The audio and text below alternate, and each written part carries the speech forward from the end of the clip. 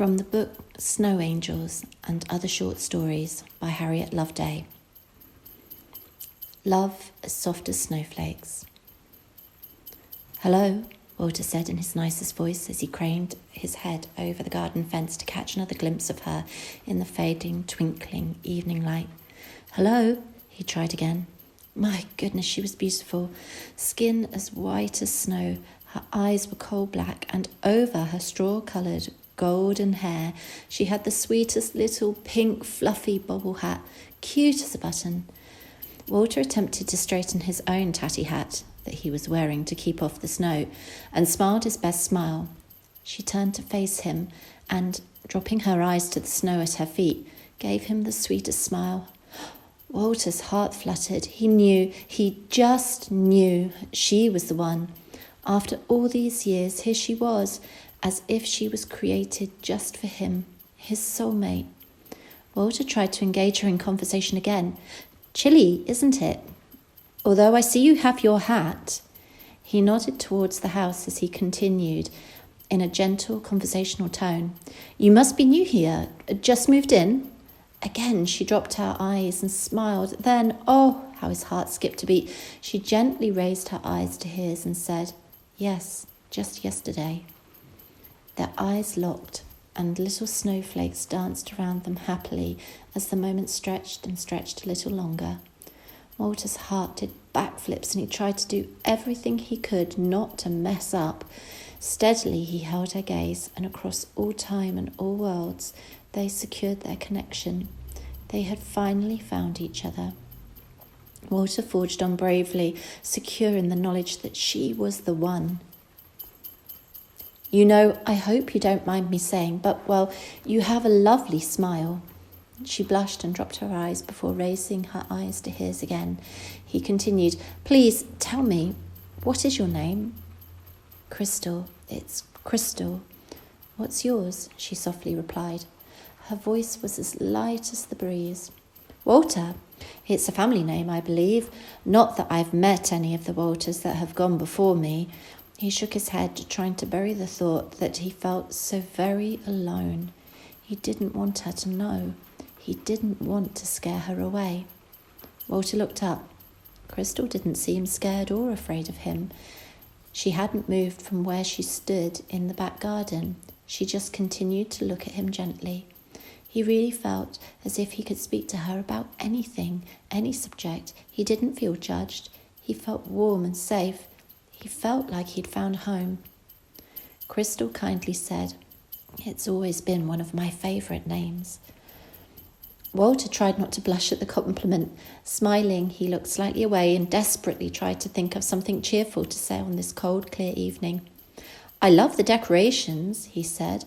"The icicle lights look so pretty against the dark blues of the sky. It really makes you feel so Christmassy, doesn't it?" Walter looked from the white, hanging icicle lights adorning her house back to Crystal. "Do you know," Crystal said, opening up, "Christmas is just my favourite time of year.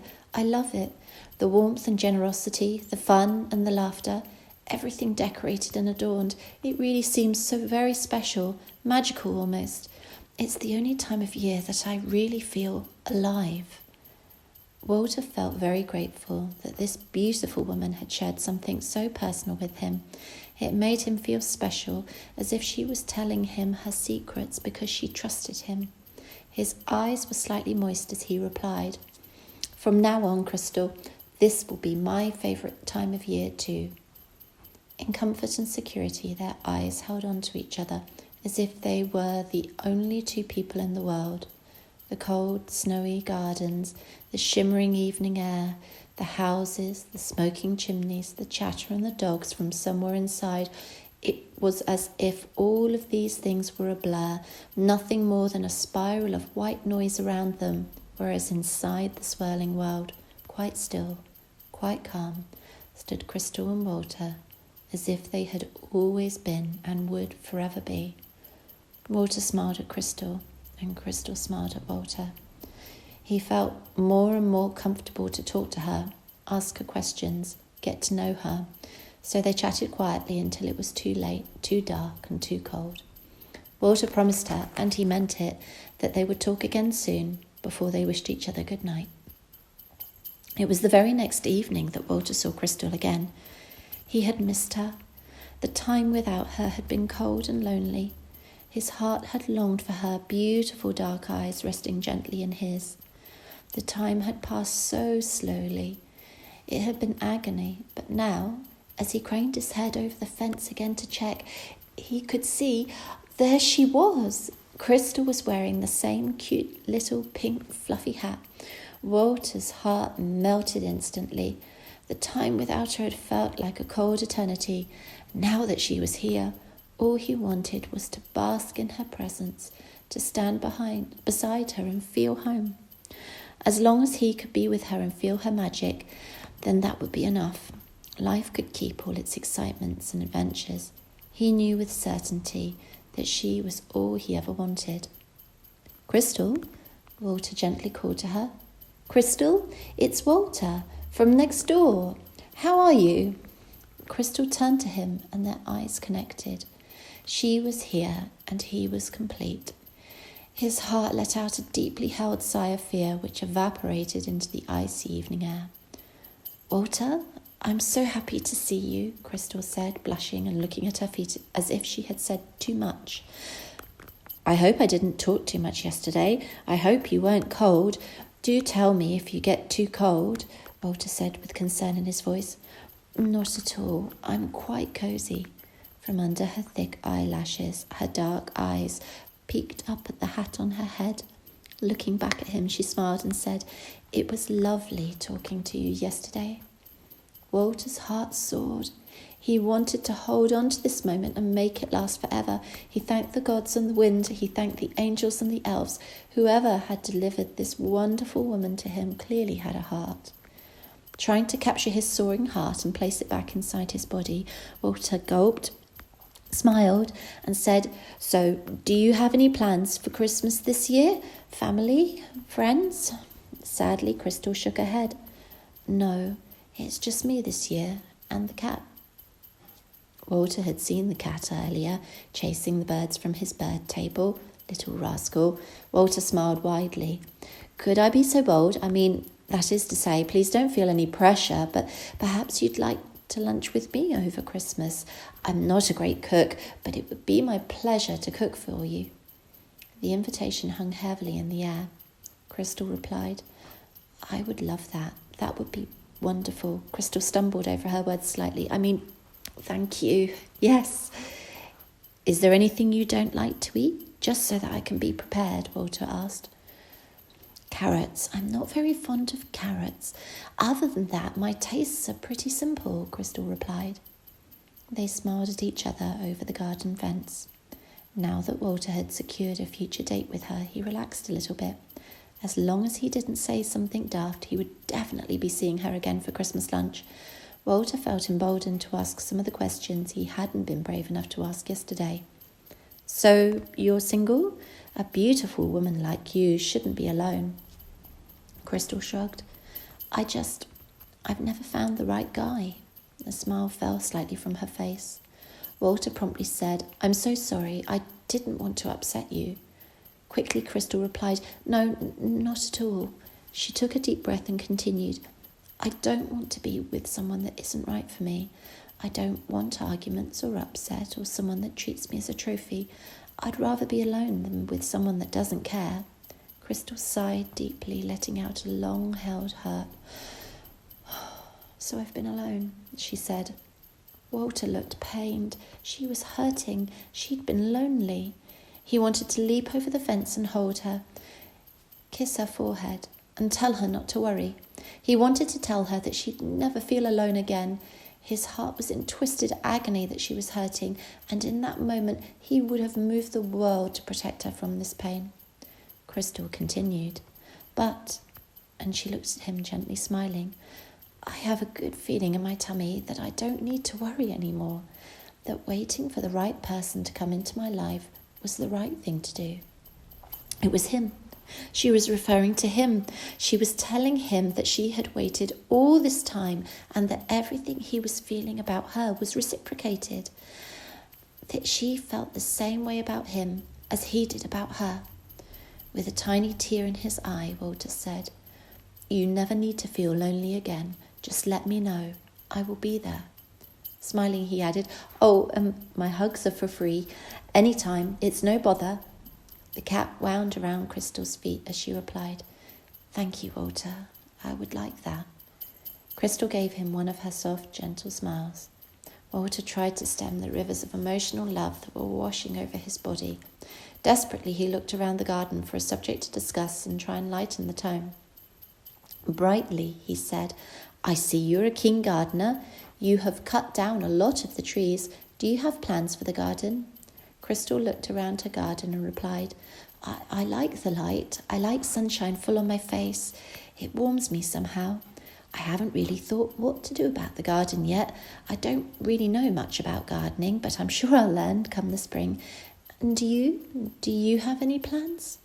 Walter similarly looked around his dark, overgrown garden with tall trees and shrubs that should have been trimmed years ago. It really was a mess. What must she think of him? Clearing his throat, he grandly said, "I'm fond of water features. I'd like a fountain. This year I was thinking of really getting on and doing something about the garden." Quietly, he added, "I know it's a bit of a mess." "Not at all," Crystal defended him. "We all have so little time. The most important thing is to use the time you have wisely. You can't get it back, can you? I'd rather live and feel in the moment than do chores for eternity." Walter looked relieved and they smiled at each other over the fence. Just as the evening before, they chatted together late into the night. Not once did Crystal complain of the cold. Their hearts were quite warm. The next day was bright and sunny and mild. Walter's overgrown garden didn't see much of the warm winter sun, and so the snow persisted. But Crystal's garden was in the full force of the sun's sparkling rays, and the snow became quite slushy. Even the cat decided the ground was too sludgy to hunt on, and spent most of the day lying in front of the full-length glass black door, watching the garden. Almost as if it was an engagement, something that was predetermined, when dusk started to fall and the evening stars came out to twinkle their light, Walter came out in the garden and hopefully craned his head over the fence. Crystal wasn't there. Perhaps he was early. Looking up at the sky, he could see a shooting star. He tried to remember what he'd been told about shooting stars. Not quite remembering, he decided it was lucky, because he felt lucky. All day he'd pined for her, waiting for this moment to be near to her and bask in her presence. Walter waited and waited, but still Crystal didn't come. Walter watched the cat leave the house and jump his fence. He watched it eye the bird table. He heard it torment some small animals in the hedge behind him, and after having had its fun, it walked back across the garden, eyeing him warily. Little monkey, he thought to himself, but he was trying to distract his increasingly panicking heart. Where was Crystal? Surely she'd be here soon. Walter tried to console himself. Thank goodness he'd asked her about spending Christmas with him. At least he knew he'd see her again. No carrots. He mustn't forget or mess up. No carrots. Trying not to look like a madman, Walter bravely craned his head over the fence again. Where was she? From somewhere far away, carried on the cold winter breeze in a clear December sky, Walter heard a church clock chime 12. Had he really been here that long? His heart sank with disappointment. All Walter wanted was to feel her presence and share her smile, to look into her eyes and connect with her. She was all he wanted. It was physically painful, waiting and hoping she might come out. Without a care for the time or the cold, Walter stood there, waiting. The morning hours chimed themselves in. Each one was like an ice shard to his ever-freezing heart. Every part of him hoped to see her. Where was his Crystal? He knew she was his, just as he would be forever hers. The dawn light started to lift the horizon. Bravely, Walter shuffled over to the garden fence and looked fully in, just as the sun was starting to rise. There, on the ground, where Crystal had stood the evenings before, lay a discarded pink fluffy hat, some straw, 2 coals, and a carrot in a muddy puddle. Crystal? The sun lifted its heavy weight above the horizon and shone full strength into the garden.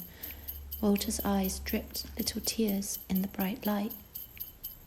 Crystal? Staring at the muddy puddle where his love had once stood, Walter's heart started to melt and his tatty old hat slid off his head. Somewhere in the universe, the sands of time flipped over, and Walter and Crystal's time had come to an end.